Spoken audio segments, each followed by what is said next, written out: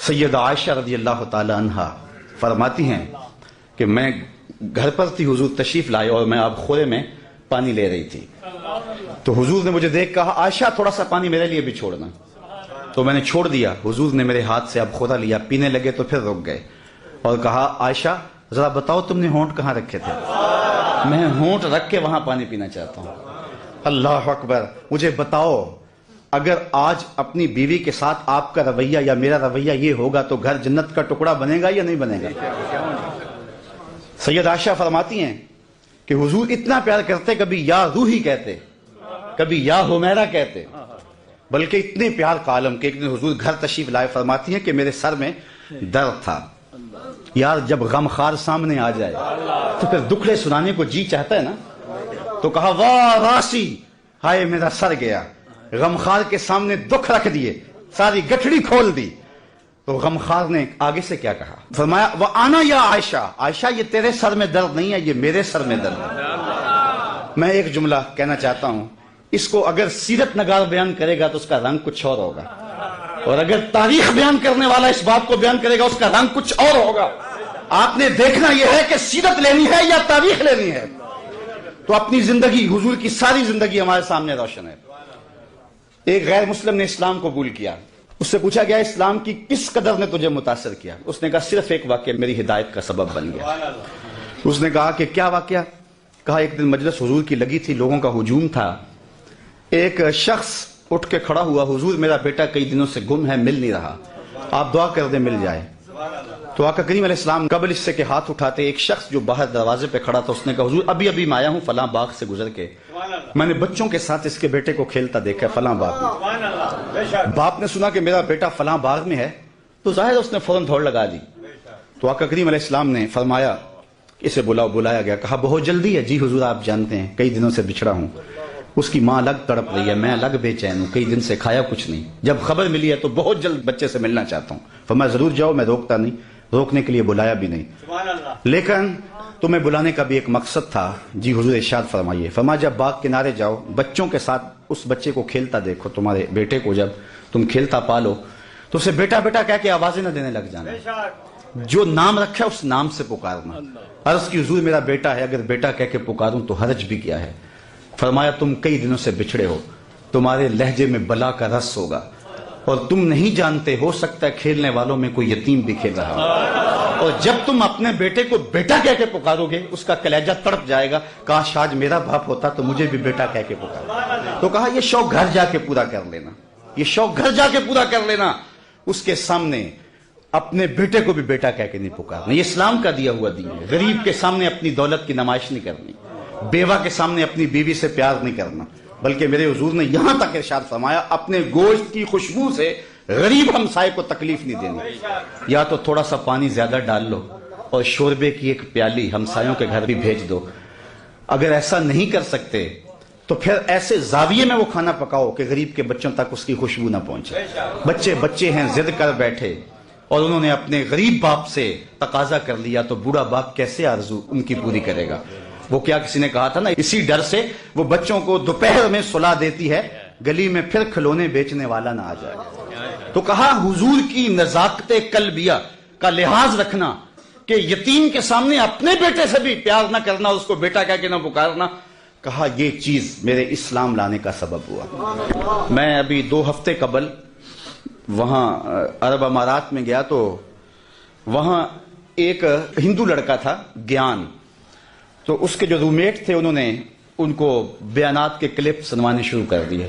اس کا دل نرم ہوا تو میں نے جہاں جمعہ پڑھانا تھا تو وہاں اس کو لے آئے، تو وہ باہر بیٹھ گیا مسجد سے باہر، گفتگو سننے لگا۔ تو میں نے جو گفتگو کی تو اس میں حضور کی سیرت کا عنوان تھا، تو میں نے یہ واقعہ سنایا۔ میں واقعہ سنا تو وہ اٹھ کے اندر آ گیا اور اس نے کہا مجھے اسلام میں داخل کر دو۔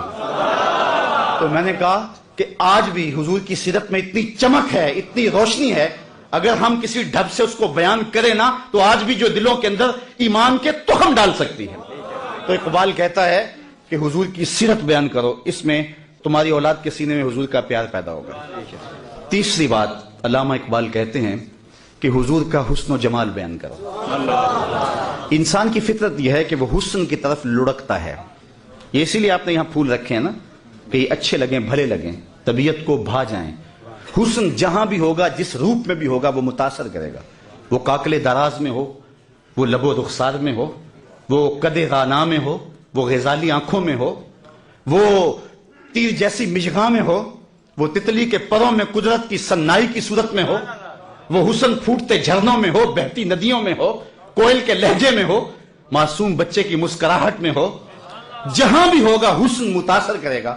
اقبال کہتا ہے جب طے شدہ ہے کہ انسان فطرتاً حسن پسند ہے تو آؤ نہ پھر اس کو اس کی چوکھٹ پہ لے چلے جہاں حسن بھی پانی بھرتا ہے، جہاں عشق بھی غلامی کرتا ہے، اس حسینہ ماہ خوباں کی چوکھٹ پہ لے چلیں۔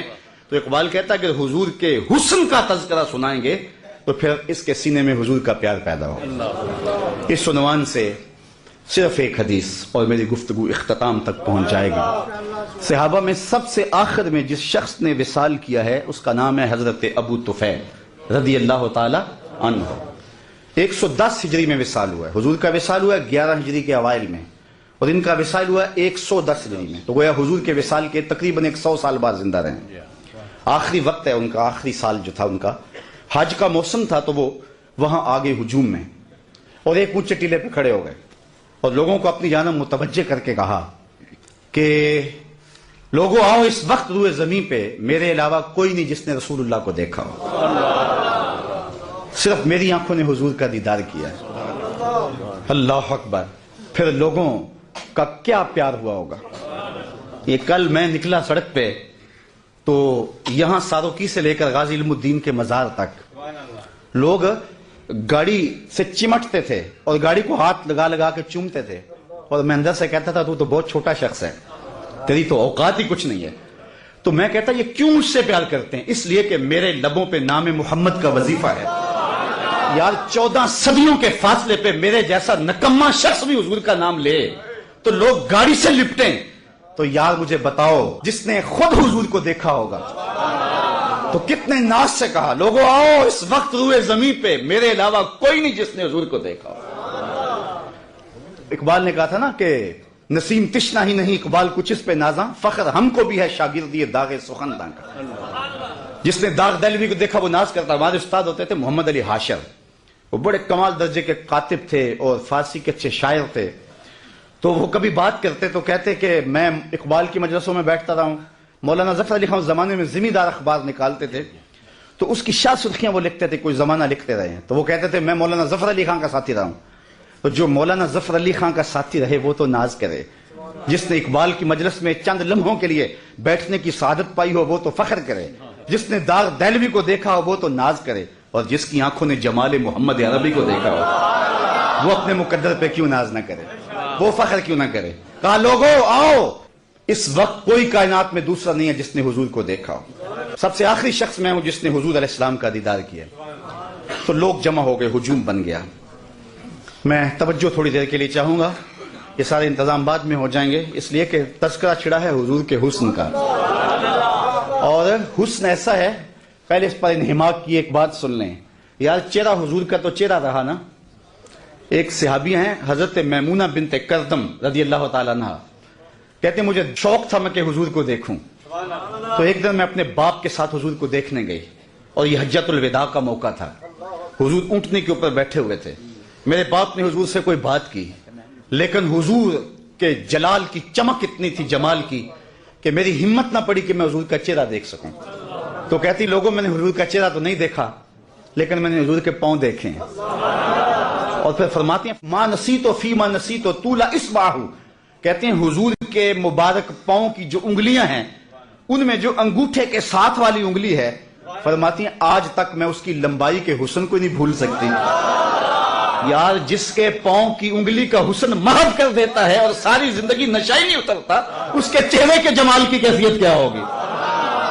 ایک شاعر نے کہا قدموں پہ جبیں کو رہنے دو، قدموں پہ جبیں کو رہنے دو، چہرے کا تصور مشکل ہے، قدموں پہ جبیں کو رہنے دو، چہرے کا تصور مشکل ہے، جب چاند سے بڑھ کر ایڑی ہے رخسار کا عالم کیا ہوگا۔ حضرت ابو طفیل نے کہا لوگوں سنو، اس وقت روئے زمین پہ میرے علاوہ کوئی نہیں جس نے حضور کو دیکھا ہو۔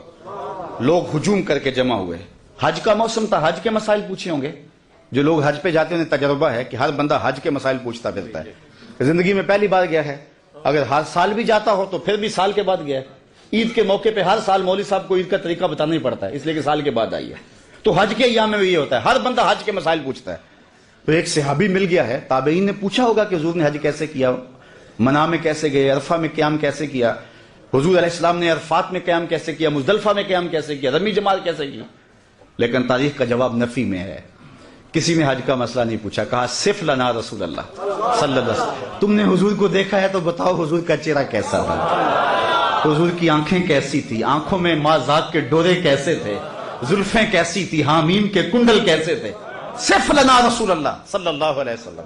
تو حضرت ابو طفیل نے 3 لفظوں میں حضور کا حلیہ بیان کیا, اور وہ آپ یاد کرنا چاہیں تو یاد ہو سکتا ہے. وصاف بن جائیں حضور کے.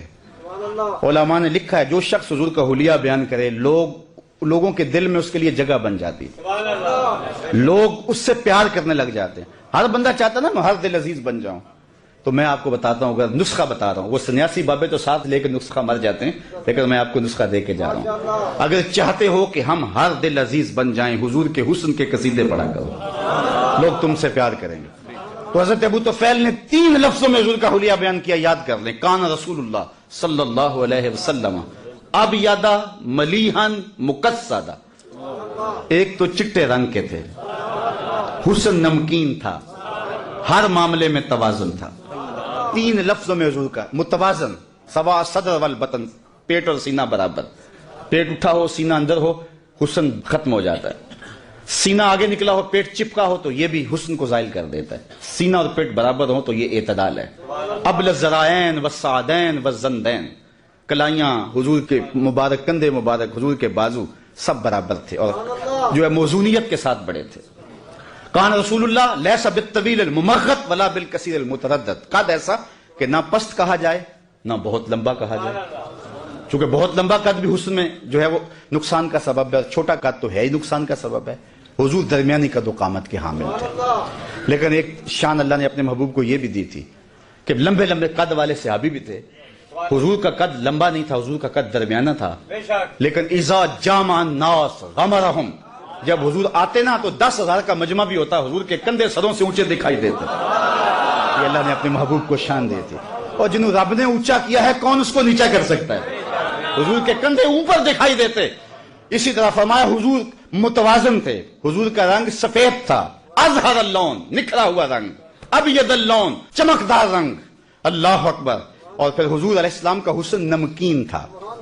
کچھ حسن میٹھے ہوتے ہیں, جمال یوسفی میٹھا تھا, زنان مصر کی انگلیاں کٹ گئی. اور حضور کا حسن نمکین تھا. نمکین میں کشش زیادہ ہوتی ہے. شاہ ولی اللہ محدث دہلوی فرماتے ہیں میرے والد نے حضور کو خواب میں دیکھا اور یہی سوال پوچھا. حضور حسن سبی کی نسبت حسن ملی کے اندر کشش زیادہ ہوتی ہے, اور آپ نے خود کہا ہے انا املا ہو واقعی یوسف اسبہ ہو, میں نمکین حسن والا ہوں, میرا بھائی یوسف میٹھے حسن والا تھا. لیکن وہاں انگلیاں کٹ گئی, یہاں کو ایسا واقعہ پیش نہیں آیا. تو اس کی کیا وجہ ہے جبکہ حسن ملی زیادہ پرکشش ہوتا ہے؟